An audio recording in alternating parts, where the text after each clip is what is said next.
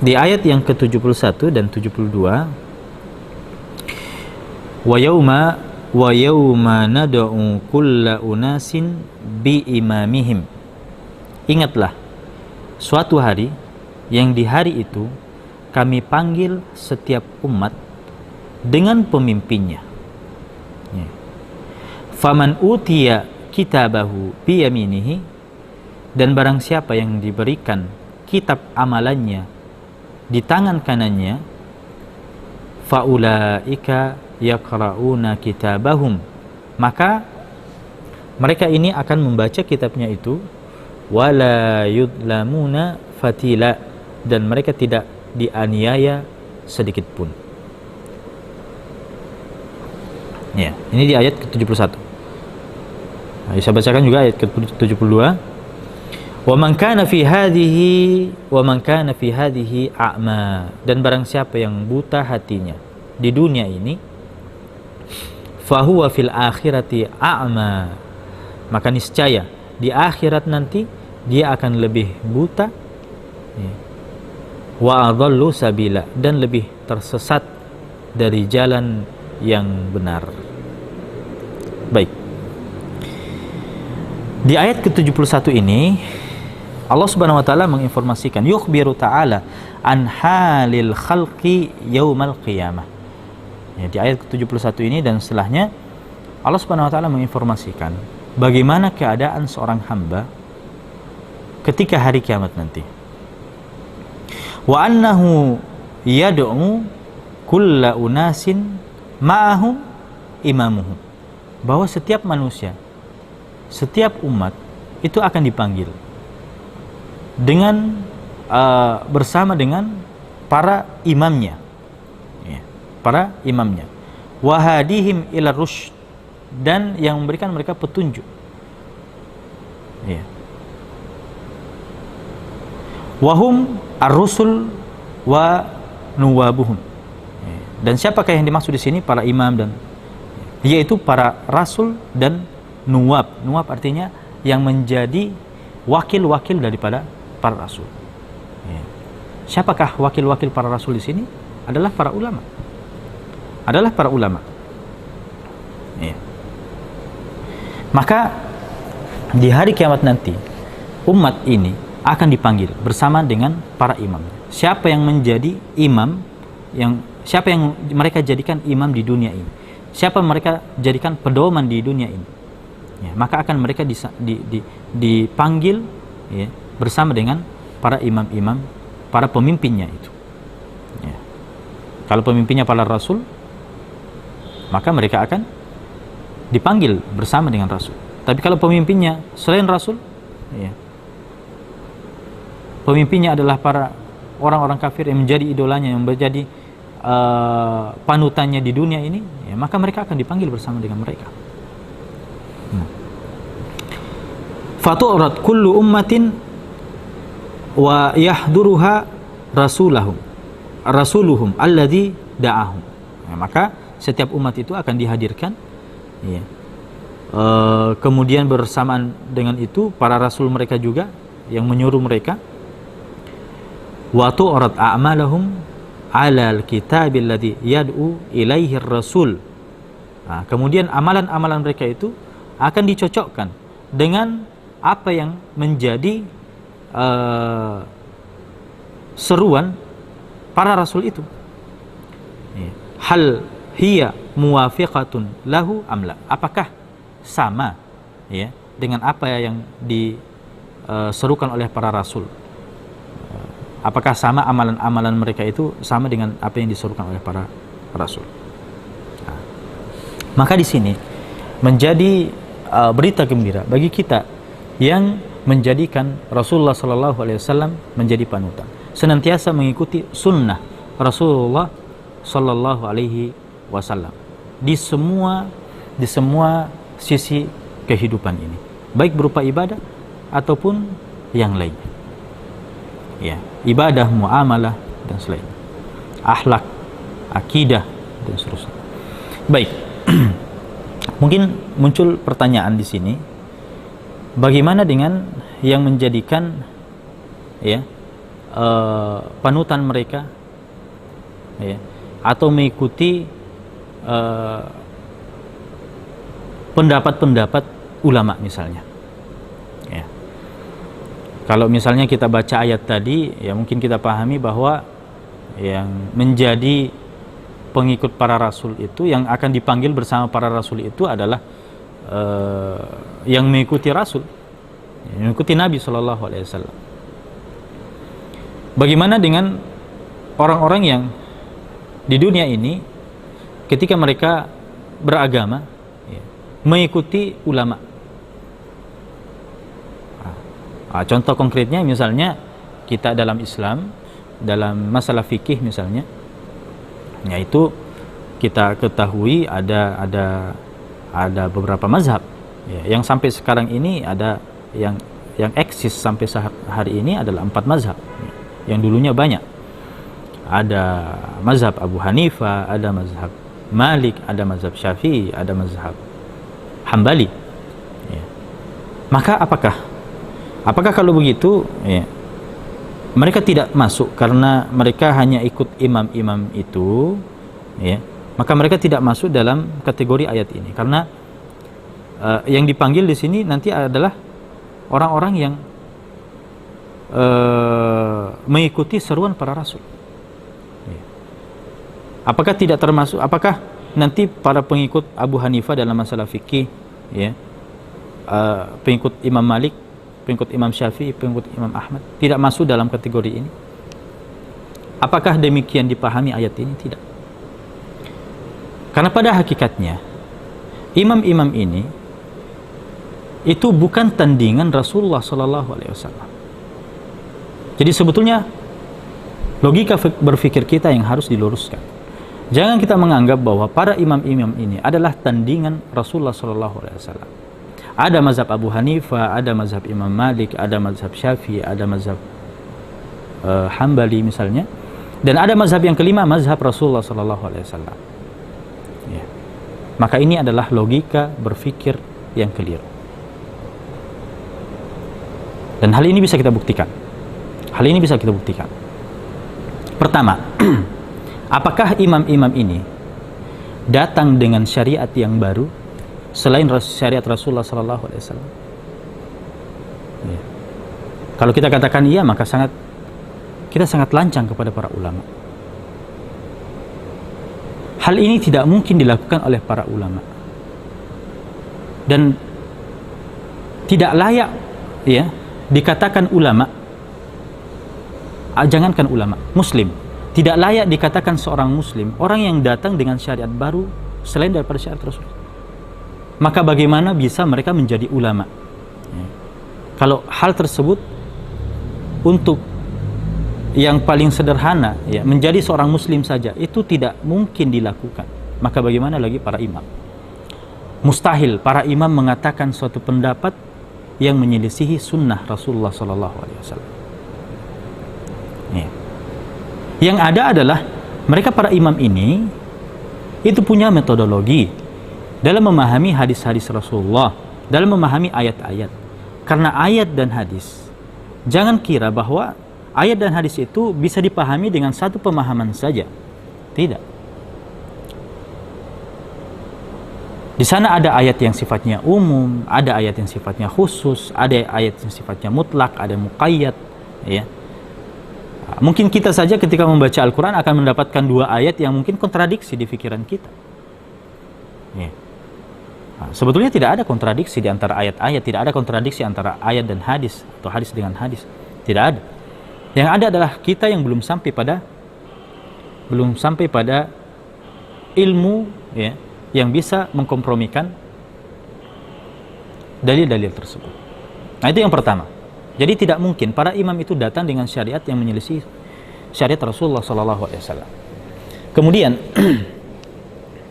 katakanlah bahwa kita, ya, hari ini yang nanti dikatakan pengikut Rasulullah kalau merujuk langsung kepada Al-Quran, merujuk langsung kepada hadis, ya, dengan pemahaman kita sendiri. Atau sederhananya seperti ini, Ada yang mengatakan, ngapain kita ikuti Abu Hanifah, ngapain kita ikuti Imam Malik, ngapain kita ikuti Imam Syafi'i, Imam Ahmad. Mereka kan manusia biasa. Kenapa kita tidak langsung saja pada Al-Quran? Al-Quran ini kan sudah, ya, pokoknya sudah maksum lah, tidak mungkin salah. Ya. Kemudian hadis juga, Rasulullah SAW tidak mungkin salah. Sudah ada, sekarang Sahih Bukhari bisa dibaca, ya, Sahih Muslim, hadis-hadis di dalamnya sudah disepakati bahwa itu adalah hadis yang sahih. Kenapa kita tidak langsung saja Al-Quran dan hadis dalam Sahih Bukhari, dalam Sahih Muslim, kemudian kita pahami dan sudah amanlah kita. Tidak usah kita mengikuti pendapat orang-orang yang, ya, walaupun mereka ulama, tapi mereka kan juga manusia biasa, bisa salah bisa benar. Maka kita katakan bahwa wahai Anda yang memahami Al-Quran dan hadis secara langsung, apakah Anda ketika memahami Al-Quran dan hadis, apakah Anda yakin bahwa pemahaman Anda terhadap Al-Quran, terhadap ayat, terhadap hadis, apakah Anda yakin bahwa pemahaman itu 100% benar? Apakah Anda yakin? Ya. Anda yang membaca ayat saja itu masih butuh terjemahan, kan? Ya. Anda belum bisa memahami ayat itu secara langsung. Anda masih butuh terjemahan. Berarti Anda masih butuh orang lain. Dan Anda masih memakai pemahaman dari orang yang menerjemahkan ayat itu.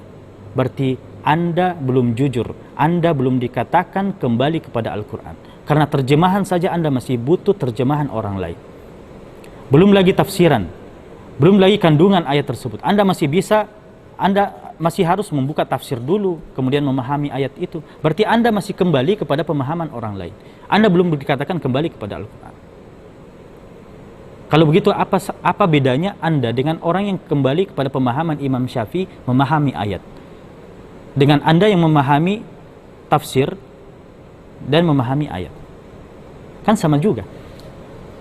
Ya. Begitu juga dengan hadis. Apakah Anda ketika membaca hadis langsung paham kandungannya, ataukah masih kembali kepada terjemahan? Apakah masih kembali kepada kitab-kitab syarah, ya, hadis, yang mungkin penulis kitab syarah hadis itu adalah orang ulama yang bermazhab juga, ya. Membaca hadis Bukhari misalnya, dia dapat hadis ini diterangkan oleh Ibnu Hajar Al-Asqalani misalnya dalam kitab Fathul Bari. Dan Ibnu Hajar Al-Asqalani adalah seorang ulama yang bermazhab Syafi'i. Berarti kalau seperti itu, secara tidak langsung Anda memahami hadis itu, ya, dari kalimat-kalimat yang diterangkan oleh Ibnu Hajar berdasarkan mazhabnya, yaitu mazhab Syafi'i. Anda mendapati hadis dalam Sahih Muslim. Anda dalam memahami hadis tersebut, Anda membaca syarahnya. Syarahnya adalah seorang ulama yang juga bermazhab Syafi'i, Al-Imam An-Nawawi rahimahullah. Kalau begitu, kita bisa simpulkan secara tidak langsung Anda memahami hadis itu berdasarkan mazhab Syafi'i. Karena orang yang mensyarahnya itu adalah bermazhab Syafi'i. Dan dia mensyarah hadis tersebut berdasarkan mazhabnya. Walaupun mungkin di sana beliau mengungkit juga pendapat-pendapat yang lain, tapi pendapat-pendapat yang lain juga berdasarkan mazhab yang lain. Jadi Anda belum dikatakan kembali kepada hadis. Anda masih kembali kepada pemahaman Imam Nawawi yang dimana dia masih bermazhab Syafi'i. Jadi tolong jujur. Anda belum dikatakan kembali kepada Al-Quran dan Sunnah. Anda masih kembali kepada pemahaman ulama terhadap Al-Quran dan Sunnah. Maka tidak ada bedanya Anda dengan orang yang mengikuti para imam-imam itu. Baik, itu pertama. Yang kedua, anggaplah Anda mampu, ya, membaca ayat, membaca hadis, tidak lewat terjemahan, tidak lewat syarah, tidak lewat, ya, tafsir, dan Anda bisa mampu memahaminya sendiri dan mengambil hukum darinya. Baik, apakah dijamin bahwa kesimpulan Anda itu akan terbebas dari kesalahan?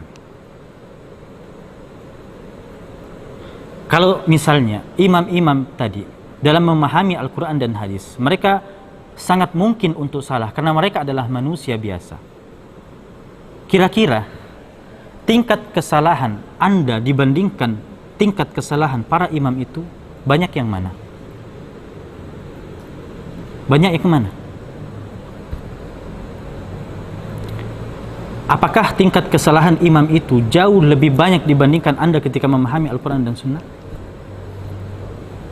Apakah Anda yang di abad yang ke-15 ini lebih paham terhadap Al-Quran dan Sunnah dibandingkan ulama yang hidup lebih dekat pada zaman nubuah?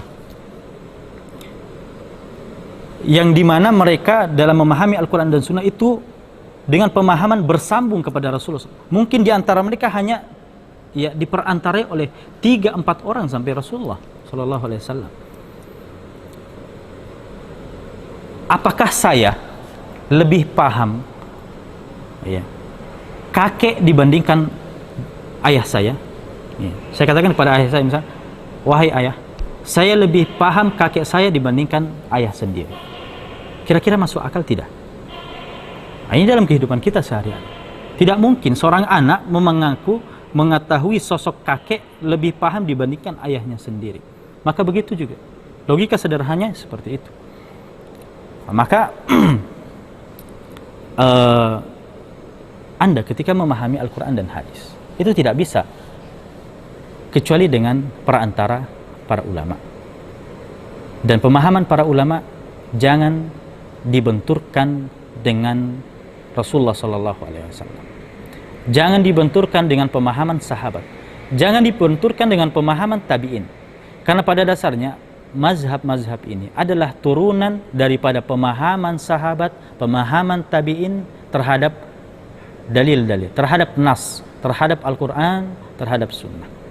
Dan mereka punya metode, dan itulah metode yang diturunkan kepada ulama-ulama yang sudah sampai pada derajat mujtahid. Bahkan kita katakan kalau Anda memang jujur sudah sampai pada derajat ijtihad, Anda sudah memiliki kapasitas keilmuan sebagaimana Imam Syafi'i, Anda sudah memiliki kapasitas keilmuan sebagaimana Imam Ahmad, Imam Malik, Imam Abu Hanifah, maka kita katakan haram bagi Anda untuk bermazhab, untuk mengikuti pendapat siapapun. Wajib bagi Anda untuk berijtihad sebagaimana mereka para ulama itu untuk berijtihad. Ya. Dan sebagaimana dikatakan oleh imam-imam itu sendiri, ya, Imam Ahmad mengatakan la tuqalliduni wa la tuqallidu Syafi'i wa la tuqallidu Malikan. Ya. Khudhu min haitsu akhadhu. Harus kalian mengambil sebagaimana kami mengambil. Imam Ahmad, Imam Syafi'i mereka langsung memahami Al-Quran dan Sunnah. Itu karena mereka sudah sampai pada derajat ijtihad.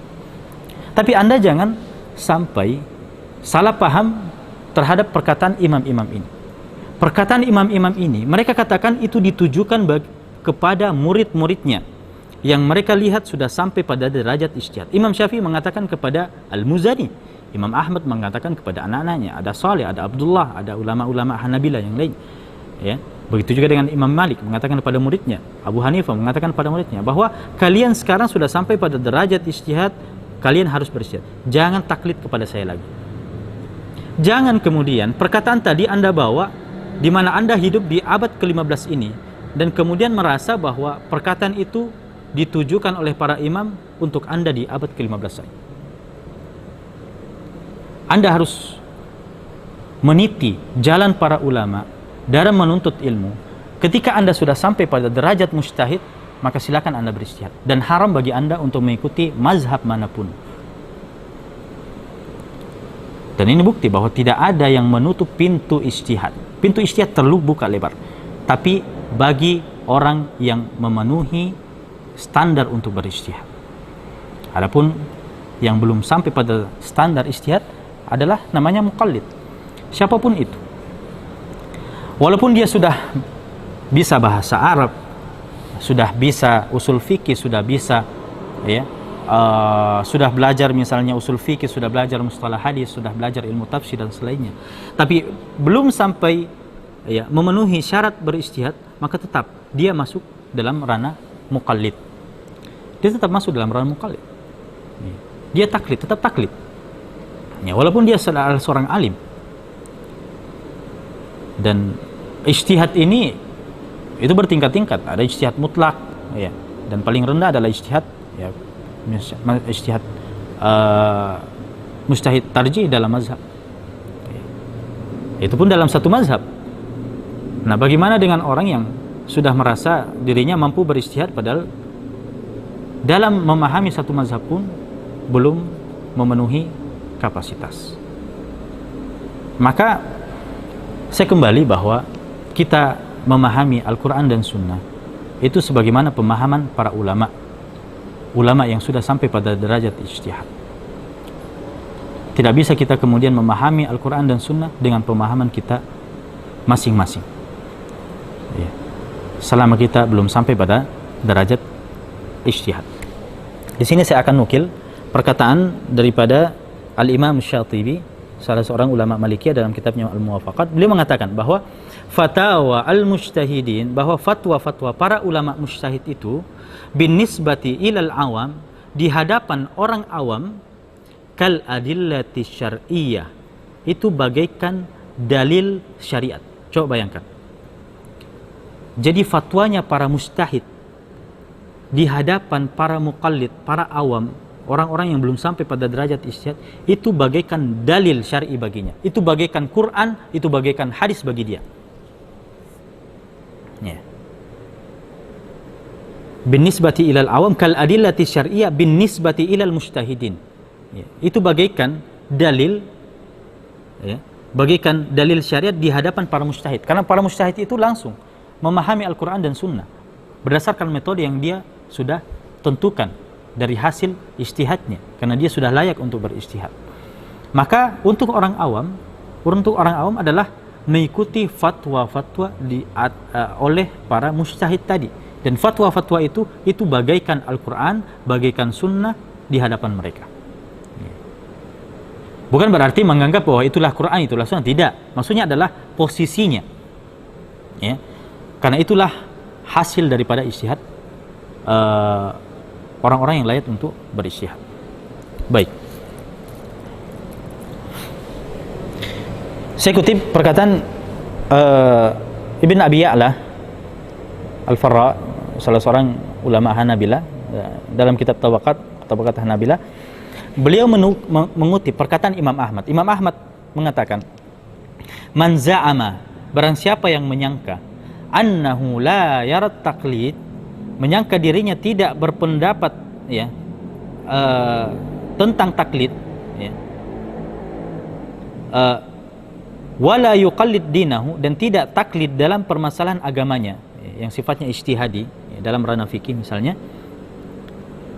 wala yuqallid dinahu ahadan, dia tidak taklid terhadap seorang pun dalam agamanya yang sifatnya ijtihadi, ya, fahuwa qaulu fasiqin, maka itu adalah ucapan orang yang fasik indallahi wa rasulih, di hadapan Allah dan Rasul. Ya. Jadi kalau Anda memaksakan memahami permasalahan ijtihadi, ya, masalah fikih misalnya, Anda pahami dengan pemahaman sendiri dan tidak mau mengikuti ulama di dalamnya, maka di mana Anda belum sampai pada derajat ijtihad dan tidak mau mengikuti pendapat mujtahid, maunya, ya, pahami sendiri, maka ingat, itu adalah pendapat orang-orang fasik, ya, di hadapan Allah dan Rasulnya. Nah, ini perkataan Imam Ahmad. Nah. Al-Imamu Malik, ya, ini disebutkan oleh Al-Qarafi dalam Zakhirah. Imam Malik mengatakan, yajibu 'alal awam, wajib bagi orang awam, taklidul mujtahidin, itu taklid kepada para mujtahid, fil ahkam, dalam masalah-masalah hukum, dalam masalah fikih. Wa yajibu 'alaihimul ijtihad, dan wajib bagi mereka ijtihad fi a'yanil mujtahidin, dalam menentukan mujtahid mana yang mereka ikuti. Jadi orang awam juga berijtihad, tapi ijtihadnya di mana? Ijtihadnya memilih ulama siapa yang ingin dia ikuti dan ulama siapa yang ingin dia tempat bertanya. Jadi disitulah ranah ijtihad orang awam, ranah ijtihad muqallid di situ. Anda ketika ingin bertanya dalam permasalahan agama, maka silakan berijtihad pilih siapa orang yang benar-benar Anda yakini keilmuannya, Anda yakini kesolehannya, yang di mata Anda layak untuk Anda tempati bertanya, maka di situ tanyakanlah. Apa yang dia jawabkan, itulah yang Anda ikuti. Bahkan dilarang, diharamkan bagi Anda untuk membanding-bandingkan. Ya. Tadinya yakin kepada ulama si A misalnya, Ustadz si A. Saya yakin ya ulama. Tapi dikasih jawaban, dia justru ragu. Dia bandingkan, saya mau pergi ke ini jawaban saya kurang sreg. Saya pergi lagi ke Ustadz si B. Dikasih lagi jawaban, kurang sreg. Dia pergi lagi si C. Maka ini diharamkan. Haram bagi Anda melakukan hal itu. Kenapa? Karena Anda tadi sudah yakin kepada si A. Dikasih jawaban, kenapa Anda tolak? Kemudian ke si B, ke si C. Padahal tadi Anda sudah yakin kepada orang itu. Nah sekarang Anda ketika mau membanding-bandingkan pendapat itu, apa standar Anda dalam membandingkan? Sedangkan standar untuk membandingkan itu adalah mampu untuk berijtihad. Sedangkan Anda hanya bisa membandingkan berdasarkan hawa nafsu. Pilihan Anda tidak jauh daripada apa yang menjadi keinginan Anda. Jadi itu standarnya. Dan ini tidak diboleh. Baik.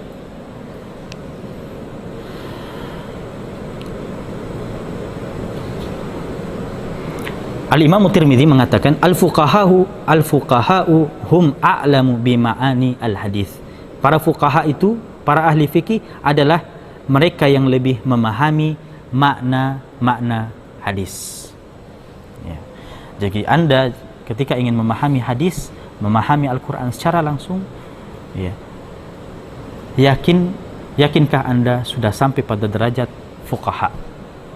Apakah sudah sampai memenuhi syarat untuk menjadi seorang faqih, memahami Al-Quran dan hadis itu? Kalau Anda sudah yakin dan memenuhi syarat, ya, sebagaimana dijelaskan oleh para ulama dalam kitab usul fikih di bagian akhir syarat mujtahid, maka silakan Anda berijtihad. Dan haram bagi Anda untuk ikut pendapat yang lain.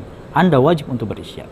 Tapi kalau Anda belum sampai pada derajat ijtihad, maka Anda harus taklid kepada ulama, kepada para mujtahid yang tidak diragukan lagi bahwa mereka adalah ahli dalam berijtihad. Jadi mengikuti ulama dalam hal ini bukan berarti kita tidak mengikuti Rasulullah. Itulah bentuk kita mengikuti Rasulullah, karena mereka para ulama adalah lebih paham tentang Allah dan Rasulnya dibandingkan dengan diri kita. Jadi mengikuti mereka juga masuk dalam kategori ayat ini, di mana kita akan dipanggil bersama dengan para imam. Ya, para imam di sini juga adalah para pengikuti para imam-imam dalam mazhab, karena mereka juga mengikuti Rasulullah sallallahu alaihi wasallam. Baik, karena waktu sudah habis, mudah-mudahan ada manfaatnya. Insyaallah besok malam kita akan lanjutkan. Barakallahu fikum wa jazakumullahu khairan. Hada sallallahu ala nabiyina Muhammadin wa ala alihi washabihi wasallam walhamdulillahi rabbil alamin. Assalamualaikum warahmatullahi wabarakatuh.